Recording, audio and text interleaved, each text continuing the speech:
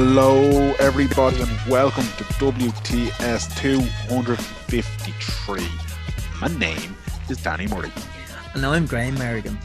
How are you doing, Mero? From A1, I'm boosted up and I got the flu jab.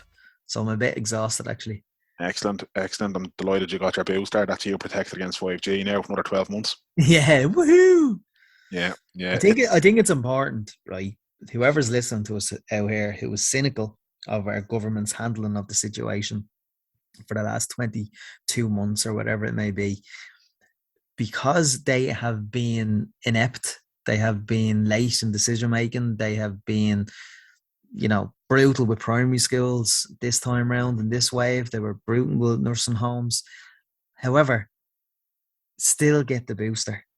Don't Yes. don't allow the government's inability to get us through this make you cloud your judgment on the virus. The virus is still at large. It's still dangerous. Just get boosted. Don't be like, oh, I was told. Stephen Donnelly did say at one point, this is the vaccine back in March and April was the silver bullet. That was the worst thing he could have said, because then people are going, and particularly cynical people. I don't know. Firstly, just to say, I don't know why people are cynical over a vaccine. So I'll get that off my chest. But don't allow your judgment to be clouded because of the government's ridiculous, contradictory restrictions all the time. Just do what you have to do and still maintain and still believe. We are in a pandemic here. And we're likely going to have, I've got the flu jab since I was 18 every year. And the reason why we get the flu jab every year is because there's different variants of the flu every year. So don't be so cynical. Oh, here's another variant. Here's another variant. That's what happens with airborne viral diseases. What baffles me here is... So we are likely to be given a booster every year. So what? Takes 5 minutes. This thing is still only 2 years old. Yeah. Let's not forget that. Let's just, most diseases we deal with and most flus and everything else we deal with, they're around long enough that we know so much about them, that we know, like you said about the flu and the booster, a yearly booster, because, there are 4 main types of variant. You don't know which one is going to crop up each year. Yeah. So you get a booster shot and that protects against the 4 main types of seasonal flu that go around. Yeah. This COVID thing is around 2 years, lads. Of course there's going to be variants. Of course it's going to mutate. That's how things work. I'm not a scientist, but at the same time, you don't have to be to kind of just use a bit of common sense here. And anybody who thinks that this is some grand plan and some fucking... do you can't get 3 political parties in Ireland to agree on the day of the week. Do you really think they're going to have some masterminded plan to somehow or another control everyone? Cop on. Yeah. I mean, look, I don't know. I'm disappointed. There's a huge number of people that I've seen in recent days and weeks. A lot of them are involved in the fitness industry. I'll say that much, and they're taking this stance of just ridiculous anti-vax thing. And it seems like they were anti-lockdown first, which, look, I get it, your business is affected, and I get it, nobody wanted to do the whole 2 kilometre, 5 kilometre and all that crap. None of us enjoyed it, none of us want it. But to turn against science and to turn against a vaccine because you're fed up, come on. Absolutely. If you're fit and healthy, amazing and brilliant. But it's not just about you, is it? No. And if you can look at the old woman in front of you in Dunn's or in Tesco or whatever, and you can look at her and say, you know what, I'm all right with her not being at our dinner table this Christmas if I get to go to Marbella in 3 weeks, then you're a prick, and you'll always be a prick. That's it. Yeah, so we got that off our chest anyway. Well done, Dan. Get your booster, lads, and just, watch out for one another, wear your mask, and, look, if eventually everything will work out and eventually everything will be all right. But this is only 2 years old, and 2 years feels like a long time right now, but in the grand scheme of things, when it comes to diseases and infectious diseases and all that shit, 2 years is a fucking drop from your Mickey. It's nothing. Exactly. hopefully hopefully in 2022 we will see some form of endemic, because they are creating treatments for COVID, which is an absolutely brilliant sign as well. Yeah, So yeah, we'll leave that there. We'll park that there for the next time. we will. All I'll say on that is we do have a podcast episode coming up about that conspiracy theorist mentality. And It's going to be lads, great. it is going to be fucking. And I genuinely, I'm looking forward to it. Well, Because Danny, as well, I wanted to remind you actually privately, but I might as well remind you now since we have a top, we're discussing it. yeah, Channel 4 next Tuesday, 9 o'clock. It's exploring QAnon and the conspiracy theory. So it'll be a good watch on the back of then listening to us the week later. it's very fit. We will be talking to somebody who knows quite a lot about QAnon for various reasons. And I'm saying no more because we never like to give too much, and just in case things don't happen for one reason or the other. But yes, that's look, we'll park it there. Watch that documentary. Have a little read into QAnon. Don't go down the rabbit hole. Don't go down the rabbit hole, but just don't go down the rabbit hole. If somebody is giving you a WhatsApp and it says read about the Great Replacement or the Great Reset, don't watch it. It's nonsense.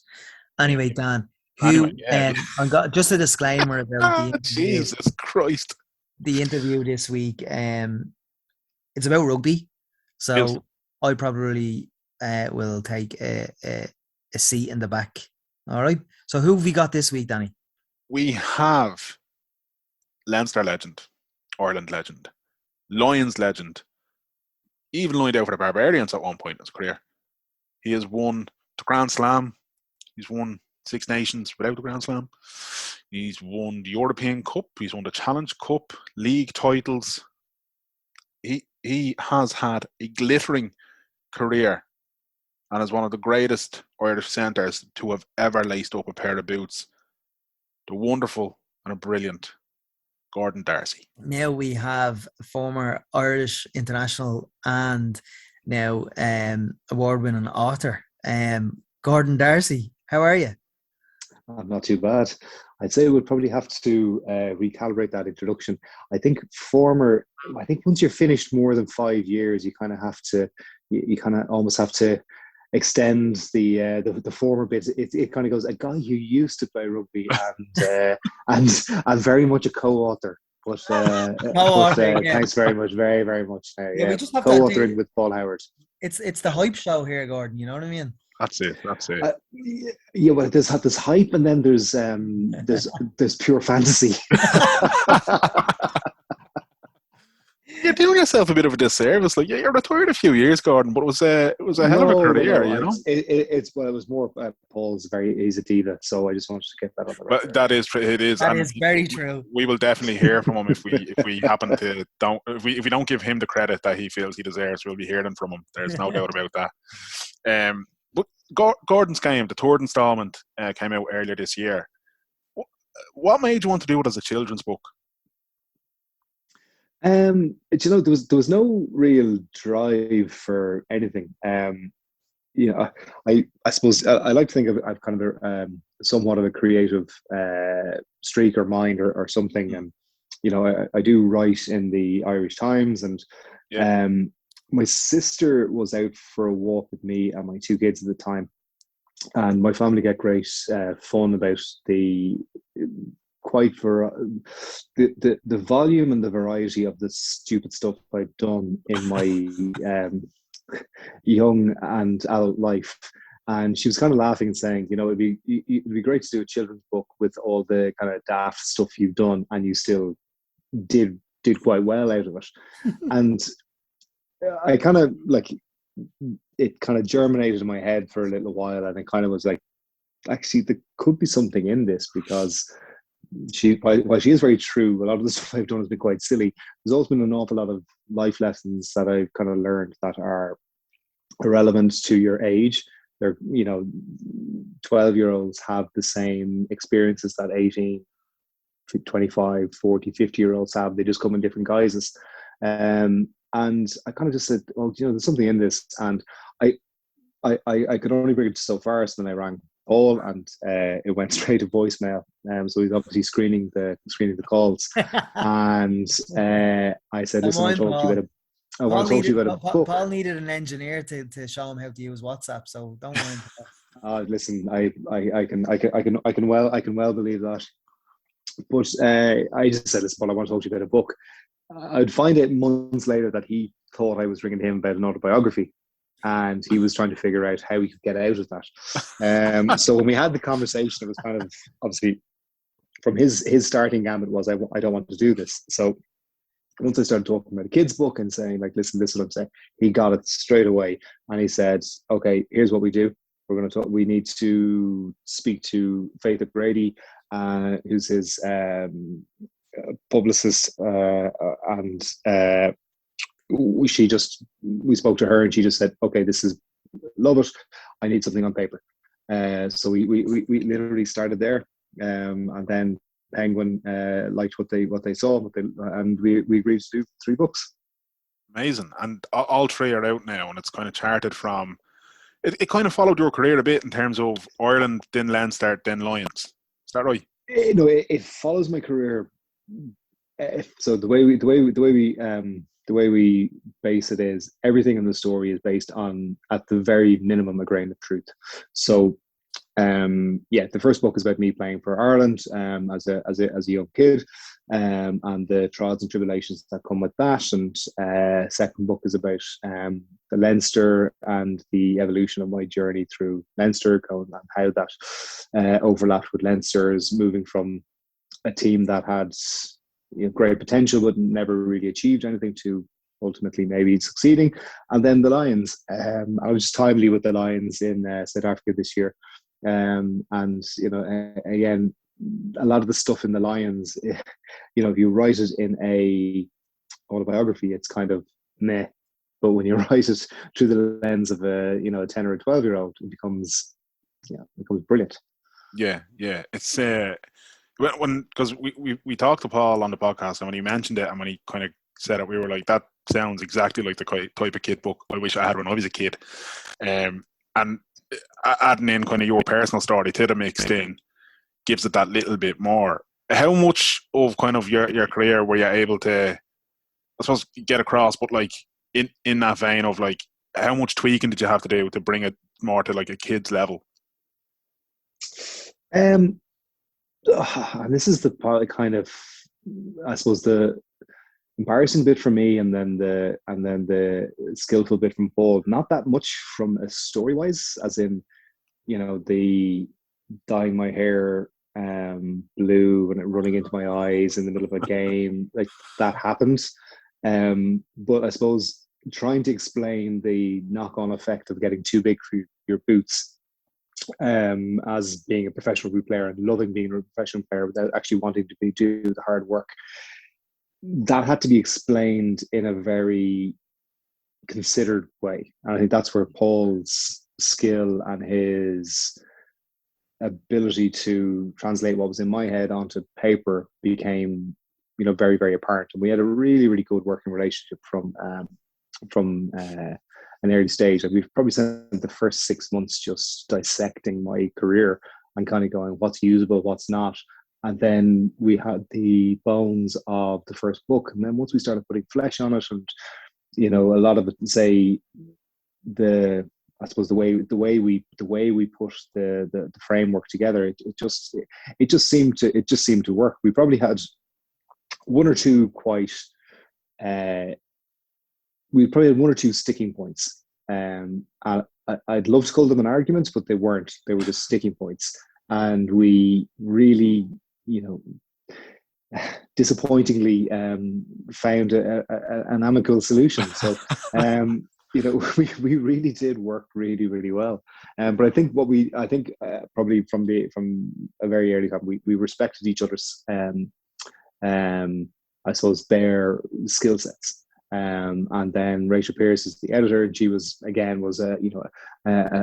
third set of eyes and things. So she kind of became the adjudicator. So it was really good. But come back to what you're saying, is like how you get these really complex points onto paper and explained in a not even complex one, but you get them explained on paper, so that a young kid can realize that and go, oh my goodness, that's a is that an international rugby players, and they're feeling the same way I am about disappointment or frustration or anger or whatever that might be, the emotions that they might be going through. That Paul he was fantastic at it. Yeah, and is it kind of, is it just a coincidence then as well? Because I think I remember reading a while ago, is it the same sister you were talking about, that you and her have a kind of like a speech and language thing for kids as well? A project? Yes, it's my older sister Shona. Yeah, so we're working. We're using technology. We're trying to bring technology to speech and language therapy to us. It's a area we're very, very passionate about. Yeah, absolutely. And it's just, it's, with kids' books and in that as well. And then, like, my partner works, she teaches childcare and that kind of thing, and she's always harping on it. Every time I hear her doing a lecture, it's always about kind of routine and development, and get them reading books early, get them into the habit, and all that kind of thing. So it's it's just mad when I kind of heard that as well. I was like, I wonder, is there a connection between the two, or were they just kind of a bit of coincidence, like? I think it's more of a case of having kids, and my sister, she did her PhD in speech recognition probably about 15 years ago. She's invariably the smartest person in a room, no matter what room you walk into. So she was watching my brother and I kind of flaff around our kids and going, oh, are they on track for their age? Or, is everything okay for them? And she just kind of went, and she'd worked in research in Trinity. She'd worked for a couple of medical tech companies doing clinical studies and designing protocols and stuff. And she kind of just went, oh, actually, there's potentially something here with her speech recognition background that she had, and children's speech development, and there was nothing really in there to help, really. So she kind of went, okay, this could be interesting. And as I was a parent that's gone through I'm going through it 3 times with 3 kids, it's definitely something that's interesting. How's fatherhood going for you, especially in kind of the COVID world and everything else? Oh, well, we got a second dog in January of 2020. Now, our dogs are a combined weight of about 105 to 110 kgs. What breed are they? Are a Leonberger. That's Albert. He was weighed yesterday, 70 kgs. And then what an animal. And then there's Barney, who's a Bernedoodle. So Bernie's crossed with a poodle, and he's about 35 to 40 kgs. So yeah, there's a fair bit of dog rummaging around our house. Absolutely, yeah. So we had about 2 months into lockdown, my wife informed me that we were having a third child. So we had baby Meadow just in November last year. So we have a full lockdown baby. Yeah, so our house is full. It's busy. It's messy. It's carnage. It's everything you would expect to have with 3 kids and 2 ponies running around it. I was going to say that they're not dogs, they're ponies. Yeah, yeah. Never get the saddle on them. Well, our youngest one now, she's just starting to walk, and she just kind of likes to plonk herself on the dogs, which is like, it's kind of adorable, but like, you obviously never openly trust a dog. So it's like, oh, that's great and everything. So you just have to keep. And with kids, you tell them they can't do something. What do they want to do? Absolutely. Do it again. Yeah, sit in the dog. I'm a long time since I've been described as a child, and I still do everything I'm told not to do, including trying to saddle up the dog around the living room. Yeah. Jesus, that's 2 big dogs you've got there. How much walking and everything do they need? To be honest, not a huge amount. So Albert is 7, so he would have his free bus pass now if he was a person. So he takes me and him take an amble around the corner once a day. Barney is pretty much everything that you would expect a Bernedoodle to be. He's the exact opposite of it. I am convinced there's like a greyhound or some like a beagle or something in there. I have never seen a dog run so much. Really? He is so high energy. It is breathtaking. Yeah. just what you want. You have 3 young kids as well, huh? Yeah. Yeah. Well, listen, our kids our 3 kids are fairly. They would be in the same vein. If you had a television on or an open door, you wouldn't see them for dust. They are gas crack. So, I mean, it sounds as though kind of, well, you've got your hands full. So, I mean, retirement obviously not a bother for you. Then do you miss the game at all? I know you're still writing about it with Irish Times and whatever, but do you miss it, or are you just too busy to miss it? Do you know, I don't miss it. Mainly because the reason I finished was because I couldn't play it anymore. I was too old. I was too slow. I was too, I just the game had just moved on, and I wasn't at that place anymore. Like my last game was kind of the audition for the 2015 World Cup. I got, and this is no disrespect to tight head props, but I got caught from behind by a tight head prop in that game, and I was just like, right, I'm done here. So I didn't get. If I got picked for the World Cup, I would have gladly gone and not played. But I didn't get picked. So it was fun. I knew myself. I was probably 6 months in the game too long, and that was just unfortunate. The game and the World Cup came too late for me. But when I've finished, I think, like, I look at the ups and the downs now, not to get too existential on the whole thing, but just I'll try and be as brief as I can.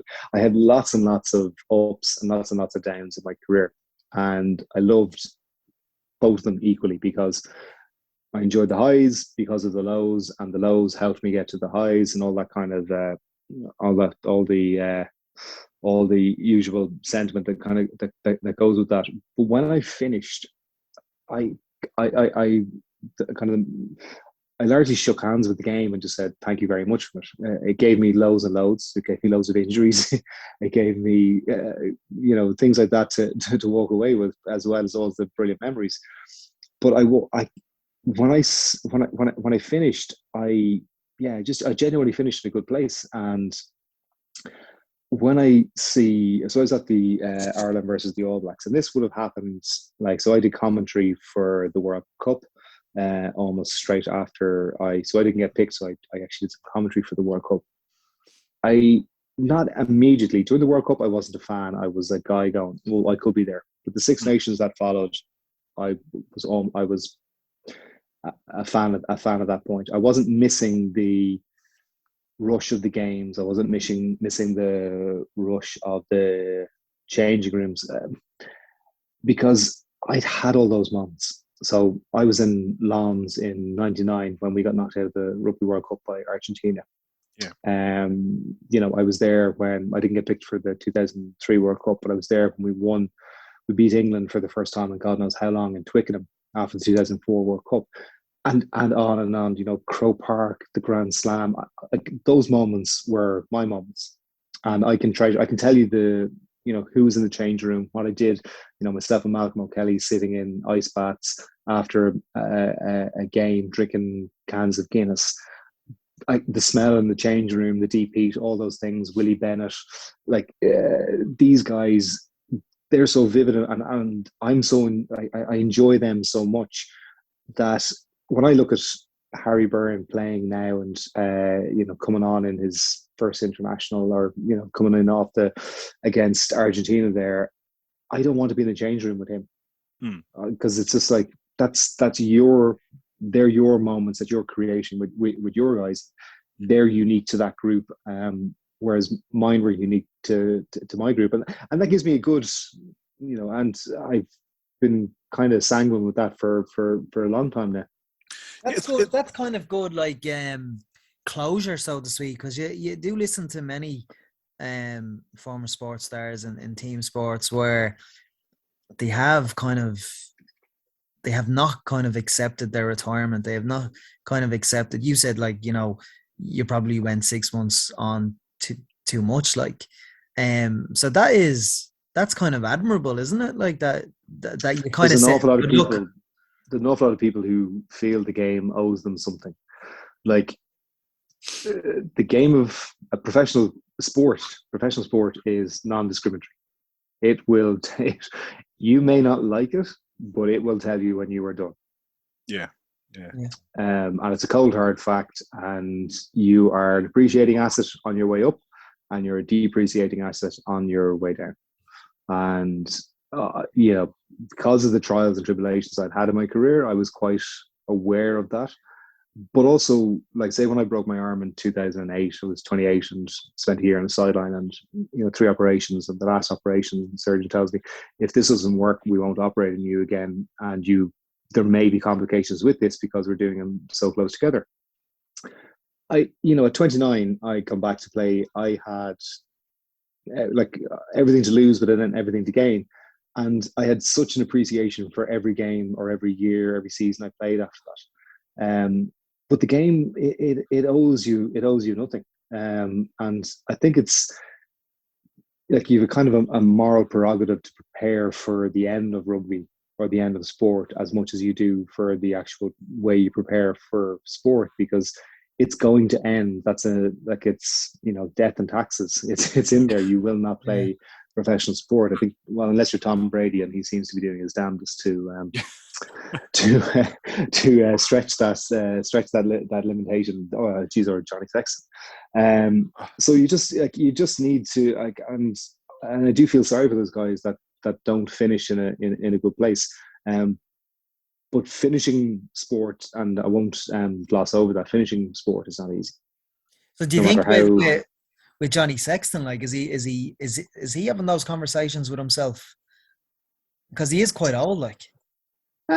Age is a number, and I think it affects people in different positions. Like, you got to remember, like, positionally for me, it's all about speed of foot and evasion where I was playing, and the ability to get over the gain line. And once that was reduced, even by half a step, you no longer become viable.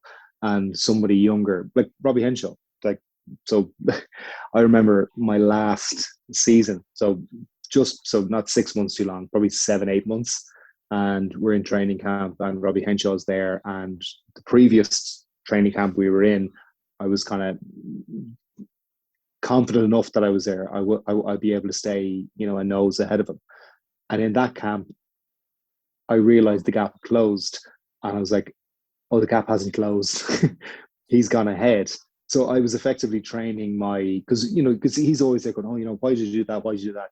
You're giving that kind of institutional transition of knowledge, and you're giving in, and you're saying, "Oh, this is why you do that. This is why you do that." He says, "Oh, okay." So you're effectively training the person who's going to take your place, which is, and it's only when it happens, you kind of go, "Oh yeah, that's happened." Okay. So nobody has been able to do that to Johnny. So why wouldn't you keep going?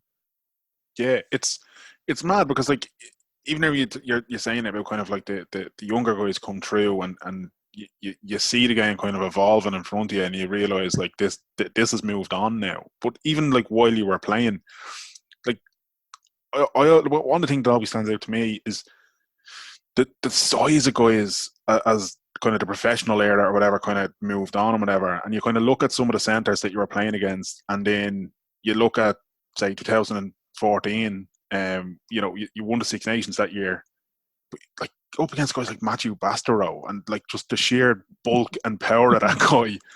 Like, yeah, but, like, you played to your strengths. So Brian and I would have had a very good, strong working relationship. So we played, our centre partnership magnified our strengths and reduced any perceived weaknesses. So, like, we had a very simple plan for Matthew, and that was one of us would hit him as hard as possible and hold on, and the other one would jump on and knock him off balance, and he'd fall over.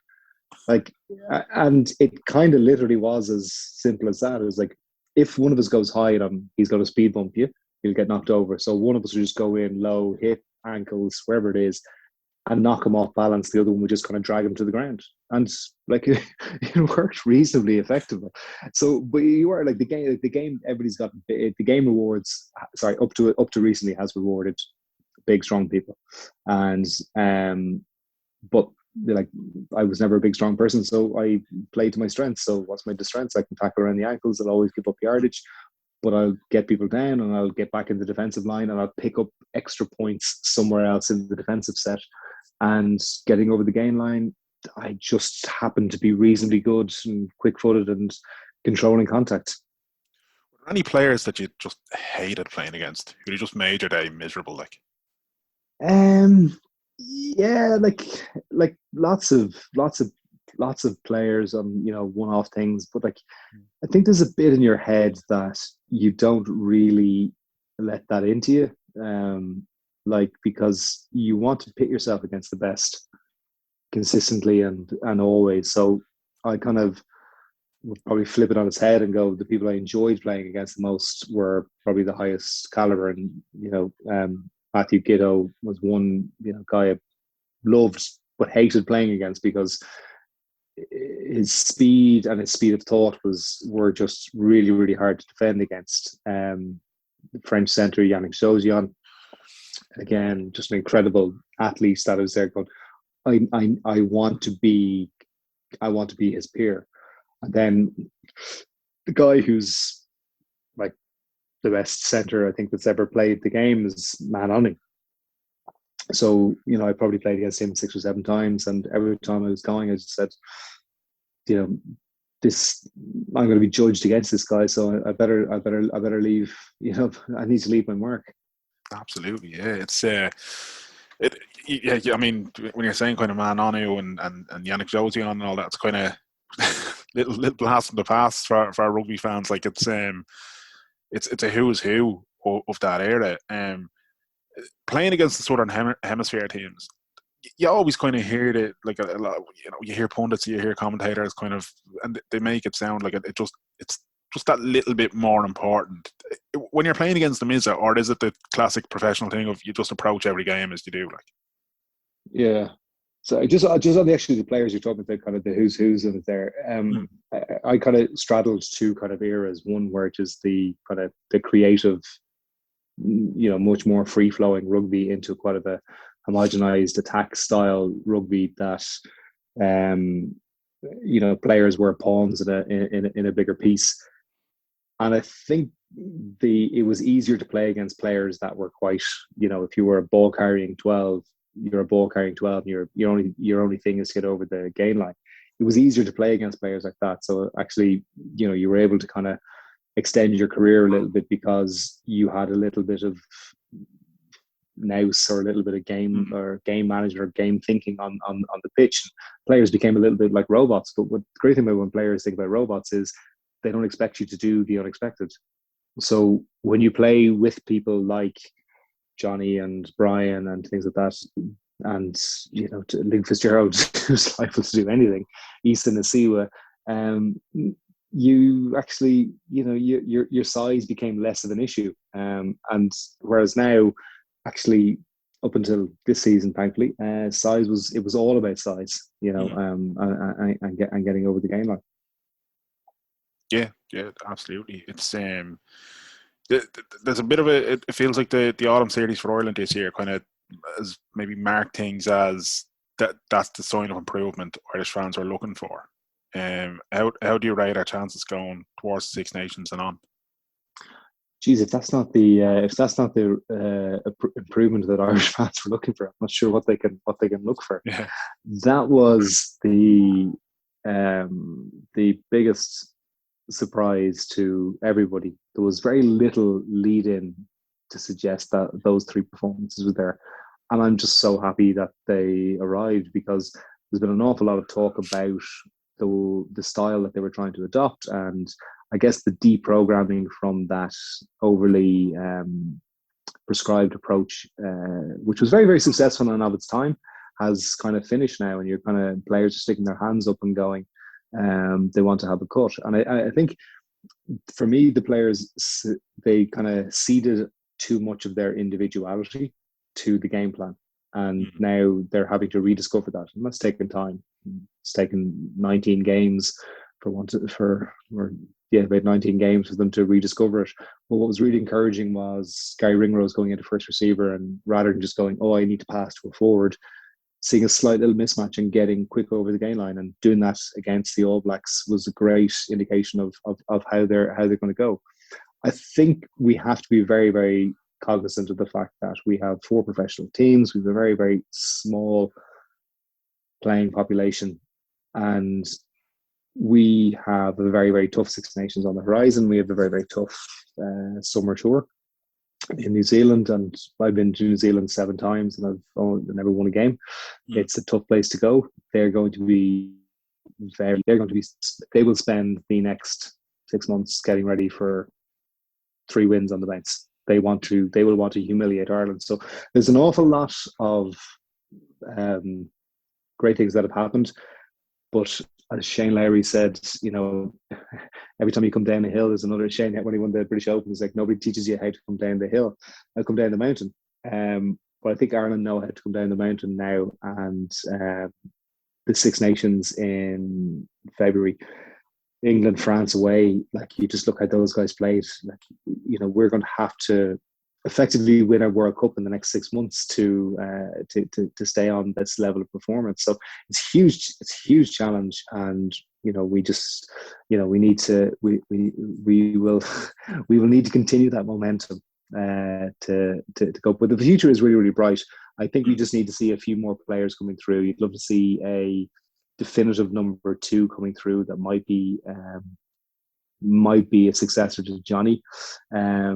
The forwards look great, and you just maybe 1 or 2 bolters would be nice to see. Absolutely. Do you think has Joey Carberry got what it takes to step up to replace Johnny, or are we kind of? I don't mean this in a disrespectful way, but is it a kind of a stopgap until we find the next big thing? No, like Joey Carberry's probably one of the most naturally gifted rugby players I've ever seen on a pitch. I think he's just been hampered by injuries. Sometimes it can take a bit of time to get over that. I just wonder, the way the game has evolved and the way we're going, is 10 necessarily his best position? Could it be 15? Could it be 12?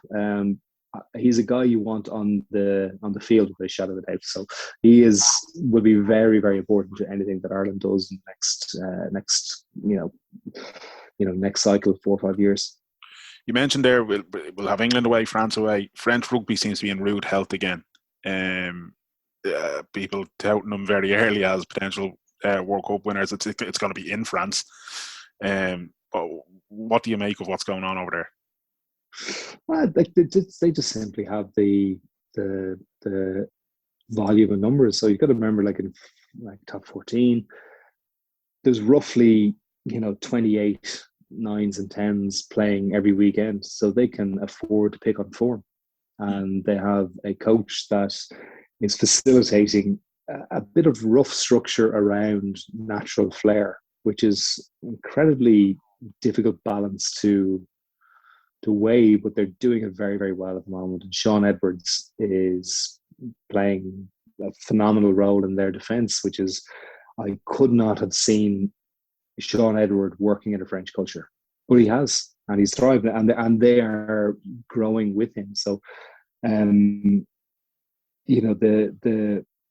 pressure is on Jalabert and Ntamak and whoever else is the third or fourth choice 10 to force the hand, but they're all playing in such high quality clubs. You can't see where the dip in form is coming from, and they happen to have the best 9 in the world. So it's and then you just start slotting in pieces around them, and you're just kind of going, there's a lot to be worried about with the French rugby at the moment. You mentioned Sean Edwards there, and kind of that importance around a coaching role. Did you ever consider doing the coaching side of it yourself? It's something I really love, working with people, and I think it's a great. I've been through lots of different coaches, and the most successful ones are the ones that can find the common language, the ability to explain what's in their head in 20 different ways for 20 different players, so they all understand exactly what the coach wants them to do. It's a very, very tough. It's a tough gig. There's probably 4 or 5 coaching gigs in Ireland.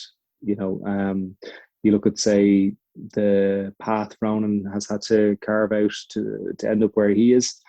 Look at the travel he's had to do. Gervin Dempsey, very successful in Leinster, gone to Bath and recently just left Bath and is coaching in a school over there now. There's no guarantees with it. I think it's lazy to look at Leo and go, "Oh, that's the path he'll have." It's a tough one. I think it weighs heavy on a lot of players when they finish. Is that something they want to go into and they want to do? I think for me, I had given just under 20 years of my life to professional rugby player, and while I don't say there's any sacrifices in there, there's an awful lot of stuff I missed. I was the best friend of mine since we were 8 in Wexford, and I had to pull out of being best man at his wedding. 10 days beforehand because of an injury, and you're just like, there's an awful lot to it that that's not taken for granted. And while it's a brilliant lifestyle, and if your job, you go into the Leinster Academy or something, you take an Irish job and it doesn't work out, you've taken a career choice now. Your next job in Scotland, is it in Italy, is it in New Zealand? Young family, there's a lot to weigh up. So I think the only easy decision was to not go into coaching. Yeah, and in terms of coaches that you did work with, because again, Gatlin, Kidney, Joe Schmidt, Mike Checkett, and that kind of thing. Who would you say was probably your favourite to work under? It's not an easy question to answer, because you don't really like any of them, because until you step away from them being your coach, you can kind of figure out, do you like them, or do you not like them, or do they like you, do they not like you? Oddly enough, the guy I enjoyed probably my rugby the most under was probably Gary. And that's really the silence there is deafening. Gary who? He was a coach. He was coach for about 10 months in Leinster. He did so much for my rugby development and my confidence and everything at a time where I was kind of drifting a little bit. So prior to him, I'd never play. He was the one who shuffled me into 13 and said, "Have a little trot there," and moved me into the centre. So an awful lot to be grateful for him, and stayed in touch with him. He's great. Stay in touch with Joe. Mike Ruddock was the guy who things. So I think it's a very hard one, because I played under so many coaches, but the coach for me, and I've never made any secret about this, is my coach in school was Vinnie Murray, and genuinely I have yet to meet a coach who was as tactically astute, having the human element of being able to deal with players and get the best out of players. And I've rarely come across a coach with his all-round coaching set. You mentioned some of the coaches you're still in touch with. Are you still in touch with many of the ex-players as well? Is there a Leinster contingent that made up through the 12 pubs every year or anything like that? The thing is, you just remember, I started playing in '98, so the guys I walked into a change room were, Alan McGowan, Kieran Clark, Kevin Nolan, Victor Costello, Gabriel Fulcher. There's a whole cohort of guys there that I never, my friends are playing under 20s and I'm playing with, fully grown men. And then the next generation is Victor Costello, Reggie Corrigan, Shane Burns, Malcolm O'Kelly's, the Dennis Hickeys. And then the next generation is kind of, my own generation. So you go through, I played through 3 different decades. So there is a cohort, the women's auxiliary balloon cohort that from Leinster that I would hang out with. So Liam Toland, Peter Coyle, Aidan McCullen, Andy Dunn, Simon Keogh, who else is there? Bob Casey, Mal Kelly. So that kind of guys that around that when I was around 23 to 27, 28 were the kind of bedrock of the Leinster team. Trevor, like we're all going down to Trevor Brennan's pub in January to say hello to Trevor and to raise a glass to a friend who passed away, Gary Halpin. So that's going to be fun. It's going to be messy, I'd say, but it'll be fun. So yeah, like you're very lucky, and then geez, like Rob Carney's getting married very soon. Jamie Heaslip, like these guys, that you just like you're so lucky. I'm so lucky to have been involved in the rugby family, because it is a family like around the world. You can meet up with people and see them, and everybody is very, very gracious with their time when you do finish, which is a really good thing, because when you're on the wheel, it's very hard to see anything but the next step. And then when you step away from it, there's a whole wealth of experience there from from people that have walked that path that you're going to be on, and everybody's very good with their time. Did you know what your next step was going to be, Gordon? Not a clue. Not a clue. Yeah. Still finding out what they are. Yeah. We had Jamie Heaslip on a good while ago now, but we were convinced he was going to end up on Strictly Come Dancing. So there's a whole range of possibilities. I wouldn't rule it out. Yeah. No, like the thing is, right. The only job I had before I turned professional was I worked in Burger Max in Wexford. So I worked in Burger Max in Wexford, and I worked in the Ferry Card Hotel. And then I went to school, and then I turned professional. So I never worked until I was 35. So I'm still trying to find out what I want to do. So I think what's important is I reasonably diligent. I hope I'm able to I back myself to throw my hat to most things. What I want to do is to try and derive some of the same value that I got from having the best job in the world, which was being a professional athlete. So I just want to be able to walk away and go, do you know what? That gives me I get the same appreciation, same value from doing whatever that is on a day-to-day basis. And I've had lots of jobs, and every job helps me get closer to the one that is going to make me really happy or really rich. Either is fine. Either is fine. Either one will do the job. That's it. Yeah. Well, Gordon, it's been great chatting to you, man. And I think the children's book, it's a great idea and everything else. Any temptation to make more than 3 or to try something else in terms of that writing? No, so I think this is the Gordon's Games series. We have more in the locker, so we just wanted to see how this has gone, and then we'll have a chat and we'll have a reassess. So we've plenty of the juvenile stuff that professional rugby players do. Believe me, there is no end to the amount of stuff that will come up from that. So we are excited. We do hope to do it. We do hope to do more. And if we don't, it doesn't really matter, because the messages we get from parents and from kids going, so and so's not really into reading but loves rugby. He's read your books and he's read them. He's read all 3 of them 5 times, and you're just going, it's a lovely little thing. And I've got 3 kids. And they've all arrived within the 3 books, so they're all in the dedications. So that'll be there.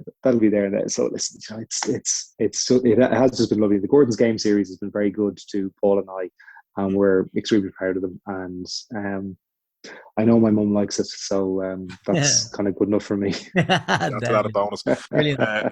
Before you go, then, just on those juvenile things, is there a particular story that wouldn't make the book?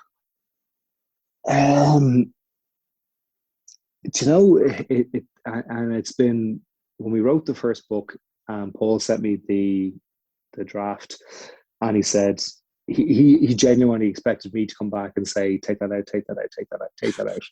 And I came back and I said, I've read it, and I'm sitting here, and I am my cheeks are red with embarrassment. And he said, brilliant. Do you need to change anything? And I said, no. And he went, fantastic. Everything is in there. I honestly, writing South Side of my boots that's in there. Dyeing my hair blue, that's in there. Like, you couldn't script this stuff, like, and I've done it. And the stuff from school as well, like I went around putting toothpaste on people's face in the middle of the night, and like, yeah, like you really do wonder sometimes. That's it. Actually, funny enough, my mum, I kind of like with the kids now every now and then, kind of like, oh, you know, they're very, you know, rambunctious and stuff, kind of looking for a soft ear. And my mum turns to me and just goes, "Don't worry, you were 20 times worse than they ever were." Which I immediately then feel sorry for my mum. Yeah. My brother is first time his little girl is getting to that age now where everything starts being mischievous. My brother was a little shit growing up as well, so whenever he says it to my mum like that, looking for a soft ear, her response now is, if you're looking for sympathy, you'll find it being shit and syphilis in the dictionary. Look it up. So nice. Gordon, it's been an absolute pleasure, man. All the best with everything, and continued success with George Toyne's column as well. It's been great chatting to you. Thanks so much, guys. Thanks so much. Take it easy. Take care. Cheers. All the best. Good luck. Bye bye. We must say thank you to Paul Howard for helping us put that one to bed. Thanks so much, Paul, and thanks to Gordon for his time this evening, which is very, very much appreciated. Yeah, he's a great outlook on things, because I think you said it to him about the whole thing about, you know, you talk to some people who they're clinging on to that kind of that professional athlete kind of identity, but he seems at peace. He seems kind of like, I've got a good career, but you know, it is what it is. I'm good. Yeah. I've got me 2 monster dogs running around the gaff, and I have to make sure they don't break anything. What was the breed of the big dog, Danny? Oh, geez, I can't remember what he said actually. Because I'll need to Google that. Yeah, I'll need to listen. 70, 80 kilos. Yeah, big old thing. But yeah, really enjoyed that. The teenage me, absolutely fanning out. I can say that much. Yeah, you didn't let me in, which was grand, because sometimes you're allowed fan out in what we do here. This is it. Look, this is it. I don't get to indulge in rugby podcasts often, so you know, once in a while when one happens to naturally come our way, I am very, very, very enthused about that. So yeah, absolutely. Thank you to Gordon, and again, thanks Paul Howard for helping us out with that. We're coming up to our Christmas break, lads. Very much looking forward to a little bit of Christmas break. We do have 2 episodes to go before our Christmas break, possibly 3 actually. But if not, we'll be back in January with a whole host of crack going on. As we said last week, people have asked about the Christmas special. Relax. There will be a Christmas special, lads. Just calm yourselves down. Everybody just needs to take a breather. It's going to be all right. Yeah. Mero, you've had a long day. I've had a long day. The second half of the United match is coming along. So we'll wrap this up. We will. So if you want to listen to our previous podcasts, our previous Christmas specials, our previous whatever, you can go to any podcast provider and search WTS Pod. I use Podcast Republic. He uses Apple Podcasts. I use Spotify now. Sorry, just Apple Podcasts. Oh, do you? Yeah. I don't use Spotify for podcasts, but anyway, you can. I use Spotify, and I use Audible as well sometimes for podcasts. But yeah. Oh, I didn't know Audible did podcasts. Very good. You can also go to WTSpod.com. You can follow us on Twitter at WTSPod. Privately, he's at Dan Joe Murray on Instagram and Twitter. I'm at Merrigamania on Instagram and Twitter. And I love you said that privately, as if. Well, do you know what made me do that? Like, I'm in numerous WhatsApp groups with Gary Mackle, and there'll be 6 of us in a WhatsApp group, and he'll just spring up at 8 o'clock in the morning or whatever, and he'll say, Graham, are you available to talk privately today? He'll do that in a WhatsApp group. He does that in a WhatsApp group with just me and you, mate. So. Yeah. So that's where that came from, because that cracks me up. Anyway, Danny, until next time, he's yawning. Clear eyes. Oh, full hearts. Can't lose. Too sweet.